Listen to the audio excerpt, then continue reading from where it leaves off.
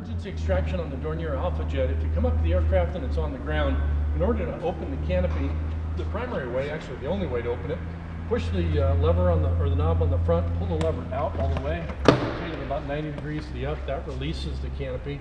It's on a nitrogen cylinder. There's no hydraulics or any other actuators that are required to raise the canopy. The canopy is quite heavy. It's also quite strong. Very, very difficult to get through with any kind of crash axe. For some reason you wanted to penetrate the canopy or the cockpit for fire suppression, I would recommend trying to go through this front corner with a crash axe and get a hose into the cockpit that way for fire suppression. These rescue systems on the left and right side of the aircraft are inoperative. They do not work, and there is no ejection seat or any pyrotechnics on the seat of the aircraft. So this is the only way to open the canopy on the aircraft. Let's talk about hazards and hazardous materials in the aircraft. We'll start at the nose. There's a 10-liter liquid oxygen tank here in the nose of the aircraft.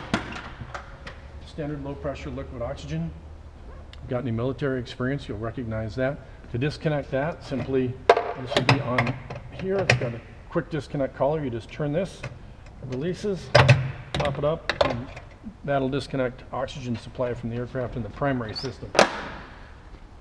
Moving aft, we've obviously got the two cockpits. We've got hydraulic accumulators in the landing gear wheel wells. In addition, we've got fuselage fuel tanks as well as wing fuel tanks. The wing fuel tanks at an air show will be empty. The fuselage fuel tanks will probably have about 100 gallons in them, and there's actually 3 tanks down the center line of the fuselage. In addition, on the Alpha Jet, we've got smoke generators left and right. There can be up to 2 gallons of avgas, 10 gallons of smoke oil. This is completely DC powered and self-contained. Once the electrical system on the aircraft is shut down, these will be inoperative as well. Continuing to move aft, we've got the engines, 2 of them left and right side. Standard low bypass turbofan engine. And in the tail of the aircraft, we've got a high pressure standard aviation green oxygen bottle, up to 2,000 psi of oxygen supply. Okay, here we are in the Dornier Alpha Jet, fun little airplane, great air show aircraft. Talking about emergency extraction in this aircraft, I'm going to start with the cockpit.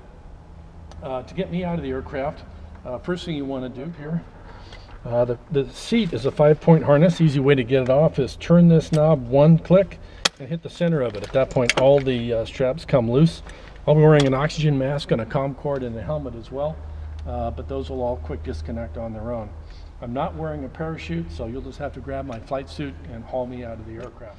Once you're inside the aircraft, in order to shut things down, the throttles are on the left side. They are on the left console. There are safety gates up on top of the levers. Just pull those up, pull the power levers all the way back, and that will shut down the engines.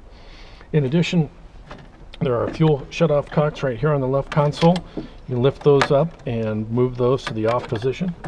Electrical power on the aircraft is all over here on the right side in a gang bar.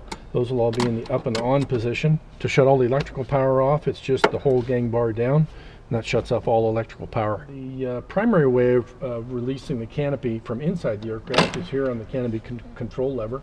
So you can pull that aft, and that'll release the canopy. You can move it up.